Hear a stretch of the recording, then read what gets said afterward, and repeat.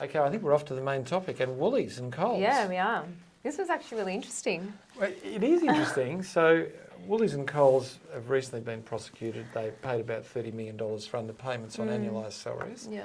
For those who don't understand, annualised salaries are when if I say to Monnette, I'm going to pay you $120,000, the award payment's $90,000, but that'll deal with it overtime, holiday leave, loading, all those sort of things. We go, great. Well, that's exactly what happened in Coles and Woolworths, except they failed to actually record what those overtimes and things were. So they were unable to prove, and it's a reverse obligation once the allegation is made, that people were paid the right amount of money in each pay period. Now, the law is in annualised salaries which are not set under the award. So there is a method of setting an annualised salary which has a whole accounting system that sits next to it, which can have an annualised salary which pays beneath what was worked in a particular period of time, but there is a whole process and contracting issue that may go. We're talking about common law annualised salaries, and the law on that is in every single pay period you must be paid equal to or better than what the award applied. And Woolworths and Coles couldn't demonstrate it. And the judge in this case really helpfully set out the law so nobody could misunderstand it, which is you do have bookkeeping responsibilities to record in each pay period what people worked. And if you don't do that, it's a breach of the Act per se, and also you're in trouble and you reverse onus because you're unable to demonstrate. It also said you can't take when you wildly overpaid in one period and allocate it to when you underpaid in another. Each pay period sits on its own. So there's a lot of people out there who think you don't have to worry about it. The answer is this case says you really, really do need to worry about it.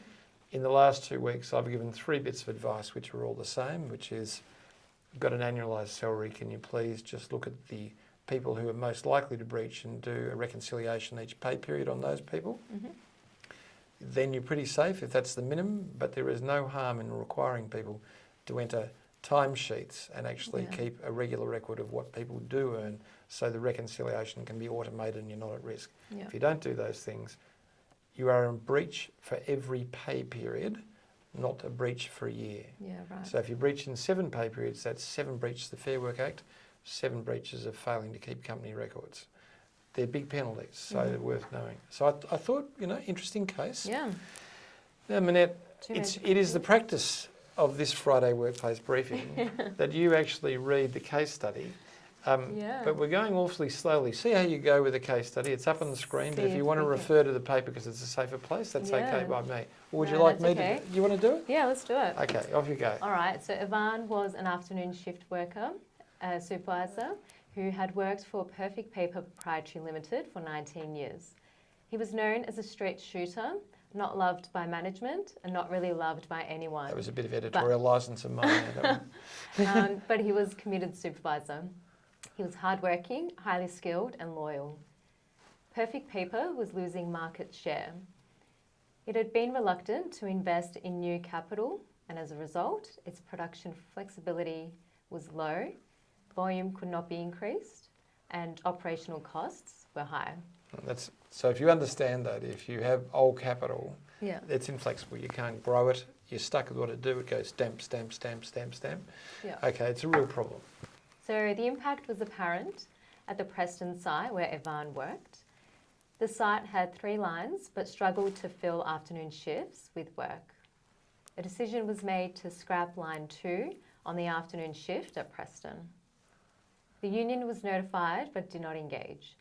A consultation process followed and seven employees from line 2 were retrenched. Ivan complained that the process failed to consider labour hire and contractor roles at the Coolaroo site. He was told to pull his head in as being on salary, he was part of the management team. All right, now I just stop there just for a second and let you know there's a recent case that talks quite clearly that you must consider contractors and labour hire when you go through a redundancy process, okay? So that's why it's there, just to sort of trip you up to see how you want to go. Off you go. So 2 weeks later, Ivan was called into the office and told that his role was no longer required on the afternoon shift and that he was being retrenched. When he asked who would supervise, he was told that his role would not be replaced and that the leading hand on each line would manage it. Ivan raised the possibility of relocating to the Coolaroo site, where the entire afternoon shift was labour hire, or moving onto the day shift at Preston, where the supervisor was new, had significant absenteeism, and lacked Ivan's mechanical background, as Ivan had already previously been in the maintenance supervisor role and was recognised for his high level of skill. But management refused. All right, well, let's get into questions. Okay, now the first question is, does Ivan or Ivan have a general protections claim? What do you reckon? So Yes. is that, what's the protected workplace right? That's a good question. Well, Cut that out. I think that was a good start, wasn't it? So he's raised a workplace right in respect of his retrenchment. He said, no, it's not lawful for you to do it. It's not a general claim. So he's got a good general protections claim. Was perfect paper required to consider the day shift at Preston and Coolaroo site? Yes. Yeah, so definitely at Preston, because it's a comparable role and you don't have an entitlement to choose. I'm only looking when I'm doing my assessment on afternoon shift. And the Coolaroo site is labour hiring contractors, so definitely they've got to weigh that in. So it's likely he shouldn't have been retrenched. Was the retrenchment of line 2 at Preston a genuine redundancy given the consultation was undertaken in accordance with the award? And the answer is, well, it might have been undertaken in accordance with the award, but it failed to properly consider alternatives, suitable alternative employment. So no, that was a mistake too. Ivan fell to pieces because of the way he was terminated. Does he have a common law claim for psychological damages arising from his termination process under Alicia and Vision Australia?